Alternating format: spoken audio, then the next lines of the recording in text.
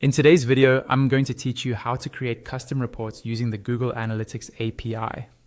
Before we begin, make sure you have access to your Google Analytics 4 property with permission to view and edit reports. It helps to know which business questions you want to answer and which dimensions and metrics matter most, because those choices will carry through to any API queries you make later. Start by opening Google Analytics and landing on the home screen. This is your central dashboard. Confirm you're in the right account and property at the top. That ensures the report you build uses the correct data set. Next, move into the Reports area from the main navigation. Reports is where you assemble curated views of your data that teams can use every day. Think of it as the place for repeatable insight versus ad hoc analysis elsewhere. From here, choose Create your report snapshot.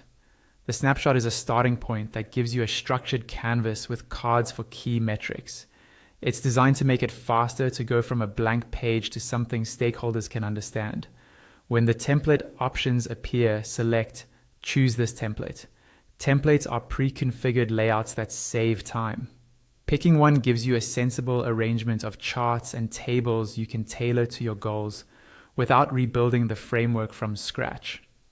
Now, open Customize Report. This is where the real power is.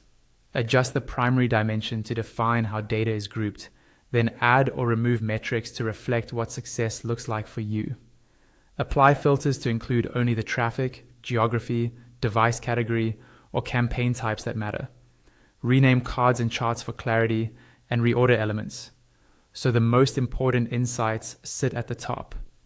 If comparisons help, add breakdowns like device or channel to each card so trends are easier to spot. Keep labels short and consistent and mirror the terminology your team already uses. As you refine the report, keep the Google Analytics Data API in mind. Every dimension and metric you select here corresponds to a field you can request programmatically. Document the exact names you use. Matching them later will make your API calls straightforward and your results consistent with what people see in the interface. That's it. You've gone from the home screen to a customized report built on a template and tailored in the editor. Use this report to align your team, and when you're ready, use the same dimensions and metrics in your API workflows to automate delivery or feed dashboards.